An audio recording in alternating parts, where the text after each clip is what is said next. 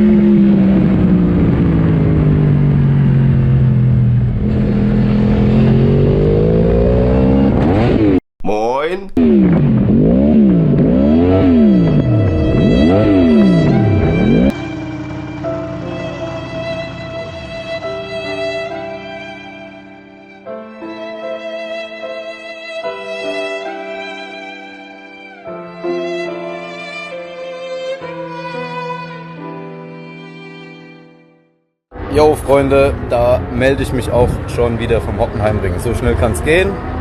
Anstatt dass ich jetzt auf dem Moped sitze und meinen ersten Stint fahre, sitze ich genau nämlich hier auf dem Arsch, weil, wie unschwer zu erkennen ist, fehlt hier was. Tja, da ist mir in der Warm-up-Runde vom Rennen die Kette gerissen. Das heißt, ich bin schon aus dem Rennen raus, bevor es überhaupt angefangen hat. Premium. Das heißt, es wird auch ein sehr kurzer Reifentest, ein sehr kurzes YouTube-Video. Was soll man machen? Ist jetzt nur ein Quali-Turn drauf auf dem Reifen und ein Trainingsturn. Ja, im Oktober bin ich in Kroatien nochmal in Rijeka mit Hafenegger. Dann kann ich euch vielleicht mehr dazu erzählen. Für jetzt scheiße gelaufen, aber Hauptsache die Maschine ist noch ganz, nichts Schlimmeres passiert. Weiter geht's. Ja, Freunde, und da melde ich mich auch nochmal extra aus dem Schnitt für euch. Wie ihr seht, ich bin gerade live dabei, das Video zu schneiden und habe gedacht, ich muss da noch ein bisschen mehr dazu erklären. Und zwar habe ich mir das Thema Kette nochmal genauer angeguckt. Ich habe die Videodateien nochmal genau analysiert, weil leider habe ich die Kette vor Ort nicht mehr bekommen. Das heißt, die Streckenposten haben die dann nur noch aufgesammelt und direkt entsorgt. Weg war sie, ich konnte nicht gucken, was die Ursache genau dafür war. Da habe ich gesehen, dass die Kette genau am Nietschloss gerissen ist. Das heißt, das war die schwächste Stelle. Da ist sie gerissen, dumm gelaufen. Natürlich, dass es genau in dem Moment passiert ist. Die Kette an sich war nicht alt gewesen, das heißt, sie war maximal 4 Events alt. Die habe ich dieses Jahr erst frisch drauf gemacht, komplett im Kettensatz. Und dazu war es eine verstärkte Kette. Das heißt, es war eine RK ZXW Kette. Das ist eine verstärkte Kette, Erstausrüsterqualität, also auch kein Billo-Scheiß, mit einer Zugkraft von über 4 Tonnen. Und trotzdem ist es passiert, dass die Kette gerissen ist. Dumm gelaufen, wie gesagt, steckt man nicht drin. So ist es nun mal passiert. Egal, wichtig ist, dass weder am Motorrad was defekt ist, noch ich irgendwie getroffen wurde oder der Hintermann, ihr habt es im Video gesehen, oder irgendein anderer Fahrer.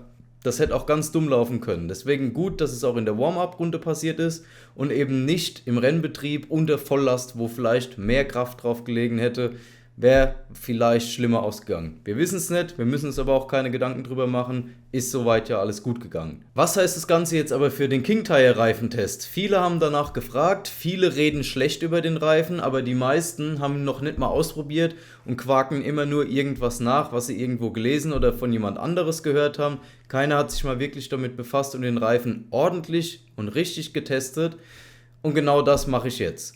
Ich fahre im Oktober, wie gesagt, nochmal nach Rijeka mit Hafenegger zusammen und werde dort die Reifen, die ich jetzt beim 300-Meilen-Rennen drauf hatte, auch drauf lassen und weiterfahren. Wer Kroatien kennt, weiß genau, die Strecke, die raspelt Reifen einfach nur so runter, deswegen ist das der optimale Zeitpunkt. Ich habe 4 Tage Zeit vor Ort, um den Reifen auf Grip und Langlebigkeit testen zu können. Wenn ihr genauere Fragen habt zu dem Reifen oder was Spezielles, explizit darüber wissen wollt, dann haut's hier unter dem Video unten in die Kommentare rein. Ich lese mir alle durch und nehme es mit und werde es gegebenenfalls mit ins nächste Video dann aufnehmen. Außerdem werde ich mir das Thema Aufreißen auch vor Ort nochmal genauer angucken. Ich werde den Vergleich machen zwischen meinem alten Bridgestone V02 vorne hinten, vorne Soft, hinten Medium gehabt. Der hat super funktioniert, ohne dass ich was am Fahrwerk einstellen musste. Und genau das erwarte ich jetzt auch vom King Tire.